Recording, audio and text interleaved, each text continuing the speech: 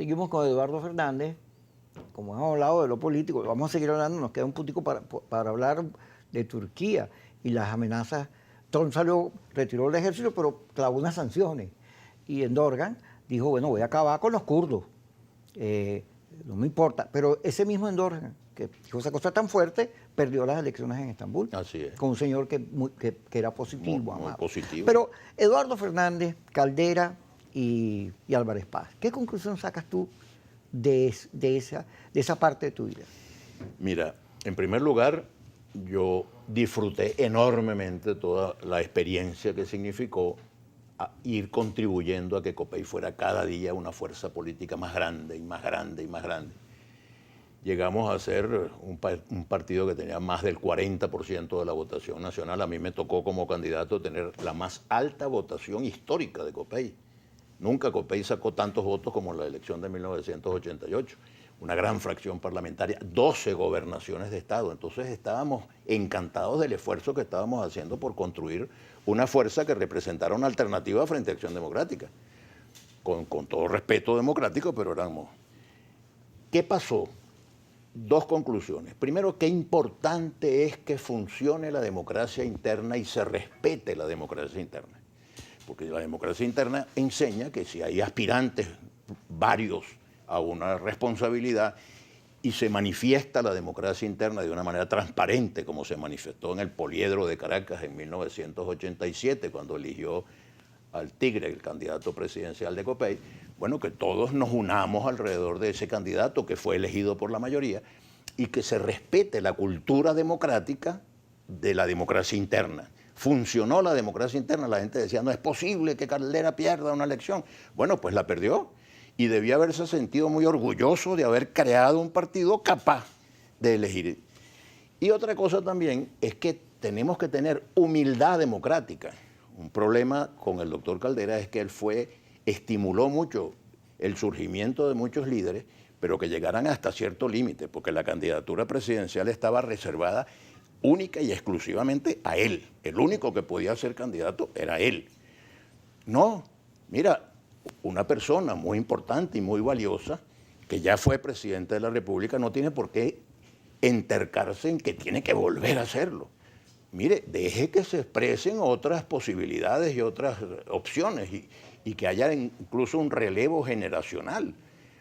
Lamentablemente, el doctor Caldera tuvo la visión de que, aparte de él, no había nadie capaz de gobernar al país y por tanto él no podía darle confianza. Entonces, hubo un momento en que yo me hice a un lado, o me hicieron a un lado, surgió la candidatura de Osvaldo Álvarez y mucha gente, incluido creo que el propio Osvaldo, pensaba Caldera no quiere apoyar a Eduardo, pero Osvaldo sí lo va a apoyar. Pero tampoco y resulta que tampoco Osvaldo. Y la impresión que teníamos era que a nadie, que no fuera él mismo. Bueno, pues mira, las cosas no son así. Y entonces llegó el desenlace terrible que le tocó a Caldera, que le prestó tan importantes servicios al país, entregar el gobierno, el fin, digamos, de la República Civil termina cuando Caldera entrega los símbolos del poder en manos de un teniente coronel golpista. Bueno, ese fue un momento gravísimo. Caramba, si hubiera habido relevo generacional en el país, seguramente las cosas hubieran funcionado de otra manera. Lo de Turquía Lo de Turquía me parece a mí métase ahí. que es una enseñanza, una lección enormemente valiosa para la gente que apuesta a soluciones militares apoyadas por un poder militar extranjero. ¿Qué pasó? Que de repente el señor Trump amaneció fastidiado con la guerra de Siria y dijo, me voy. Clavó unas sanciones y arrancó. No, las sanciones vinieron después. Arrancó y se fue. Y sus aliados quedaron en manos de los turcos. Y los turcos entraron como río en conuco. Sí, bravo. Se metieron los turcos allí y los aliados de los Estados Unidos, ¿y qué pasa? ¿Ustedes se fueron? Sí, nosotros nos fuimos. Porque yo no voy a seguir peleando guerritas ridículas, dijo. Y encima dijo otra cosa el señor Trump. Yo no voy a apoyar a los kurdos porque los kurdos no nos apoyaron a nosotros en Normandía.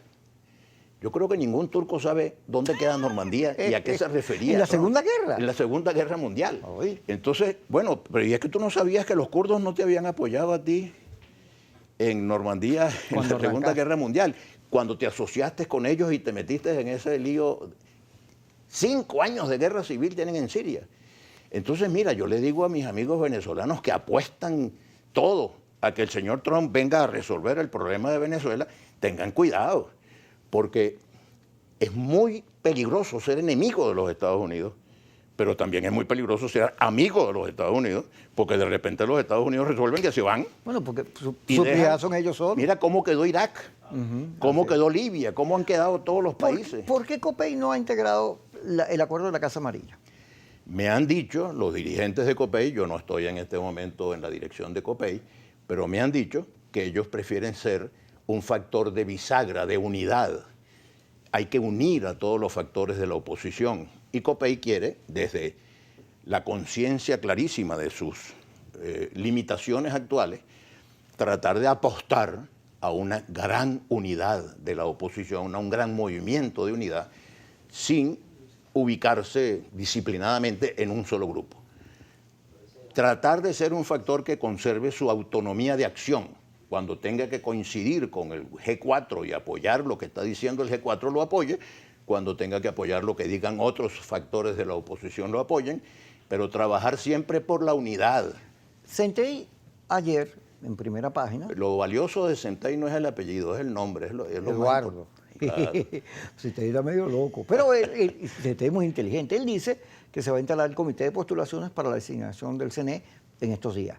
Pero lo cierto es que el acuerdo de la Casa Amarilla va lento, a paso de morrocoy con chubo. Bueno. Los presos liberados con cuentagotas. Da la impresión de que como que el gobierno ni siquiera eso lo quiera cumplir. Eso me hace a mí pensar que la dirección de COPEI tuvo razón cuando asumió una política de autonomía de acción. Mira, vamos a ver cómo funciona esto, porque es que el gobierno se ha comprometido muchas veces a cosas y después no cumple. La libertad de los presos políticos fue algo que pidió COPEI ardorosamente en la campaña electoral de Henry Falcón. Cuando terminó la campaña, incluso, una delegación muy calificada de COPEI se reunió con el presidente de la República y soltaron 4 o 5 presos y no se adoptó una actitud, una política seria de libertad de los presos políticos para corresponder al gesto que había hecho COPEI de decir, "Miren, señores, vamos a lograr un desenlace democrático y serio de esto". Uno de los puntos donde, digamos, la oposición, la gente que aspira a cambio, pudiera encontrarse es en la defensa de la autonomía universitaria que Clarísimo. está amenazada. Bueno, ese es un Ayer hubo tema, una asamblea muy bonita, por un cierto. tema que tiene una actualidad enorme. Creo que la rectora de la Universidad Central de Venezuela, la doctora García Rocha, está actuando con un gran sentido de responsabilidad en la defensa de la autonomía universitaria. El tema de la autonomía universitaria nos interesa a todos los venezolanos. Además, ha sido una bandera de lucha de todos los demócratas en este país desde comienzos del siglo XX. Pues ya tenemos más de 100 años venezolanos luchando por la autonomía universitaria. Inclusive los que están en el gobierno, muchos que fueron Muchos de ellos profesores. fueron luchadores por la Jorge autonomía. Rodríguez. Pero le dieron la espalda a muchos de Pero sus ¿quién le banderas. recomendaría a Maduro que se meta en un tema donde seguro va a perder? Porque si algo está claro es que en los sectores universitarios, profesores, empleados, etcétera, el gobierno no tiene nada que buscar. ¿Quién le recomendaría que se meta con un sector que tiene tanta capacidad de pelea? Porque está Yo creo que es acostumbrado a la pelear. vocación autoritaria Sí. y totalitaria. Es decir, el gobierno no puede permitir que haya ningún factor de poder. Acabó con la CTV, acabó con Fedecámara, acabó con los partidos políticos, acabó con todas las instituciones. Es dramática la capacidad de destrucción del tejido institucional. Y una de las grandes tareas que tiene la unidad nacional por delante es la reconstrucción de la arquitectura institucional del Estado democrático venezolano, volver a tener un gobierno que gobierne, volver a tener una Asamblea Nacional respetada por todo el mundo y acatada por todo el mundo, volver a tener una administración de justicia, un poder judicial serio, volver a tener universidades autónomas que funcionen con autonomía no solamente académica, sino también financiera y administrativa. Última pregunta, el aumento del salario. ¿Qué te parece?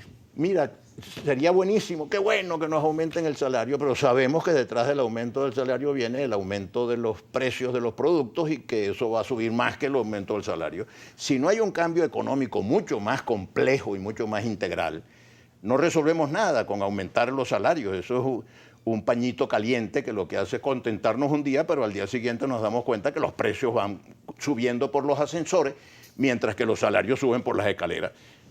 Muchas gracias, Kiko. Doctor Fernando, muchas gracias. Tratamiento de quicosis. Ahí está Ángela Brava, la que está bien Qué bonita. bueno, está Sí. bellísima, sí, señor. ella- Espectacular. Vale la pena venir por ahí. Nada más que para verla. Ya se las voy a mostrar, la ropita, la verdad que todo se pone tan bonitica para venir para este programa. Regresamos.